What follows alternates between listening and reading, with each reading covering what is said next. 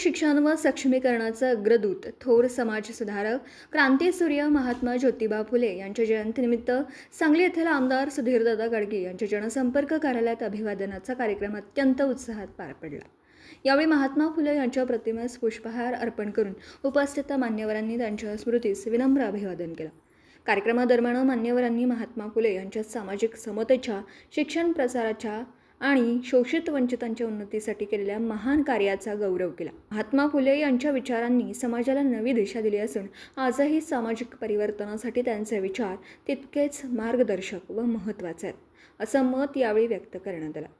समाजात समता, शिक्षण आणि सामाजिक न्यायाची पायाभरणी अधिक भक्कम करण्यासाठी सर्वांनी एकजुटीने कार्य करण्याचा निर्धार यावेळी व्यक्त करण्यात आला। शिक्षण आणि सामाजिक न्यायाची ज्योत प्रज्वलित करणाऱ्या महात्मा फुले यांच्या विचारांचा वारसा पुढे नेण्याचा संकल्प उपस्थितांनी केला। त्यांच्या कार्यातून प्रेरणा घेऊन समाजातील वंचित व दुर्बल घटकांच्या उन्नतीसाठी कटिबद्ध राहणं हीच त्यांना खरी आदरांजली ठरेल, अशा भावना कार्यकर्त्यांनी व्यक्त केल्या। यावेळी भाजपा राज्य परिषद सदस्य प्रकाश बिरजे, जिल्हा नियोजन समिती सदस्य तथा माजी जिल्हाध्यक्ष दीपक शिंदे, भाजपा किसान मोर्चा प्रदेश उपाध्यक्ष पृथ्वीराज पवार, भाजपा अनुसूचित जाती प्रदेश उपाध्यक्ष प्रदीप कांबळे, जिल्हा सरचिटणीस विश्वजित पाटील, मंडल अध्यक्ष राहुल नवलाई, ग्रामपंचायत सदस्य गणपत साळुंखे, देवधर सांगले, संजय कांबळे, चंदन सणदी, अभिषेक कांबळे, गजानन नलवडे, गौस पठाण, अर्जुन मजले, स्नेहजाताई जगताप, अश्विनीताई तारळेकर, आम्रपालीताई कांबळे, भालचंद्र बक्षी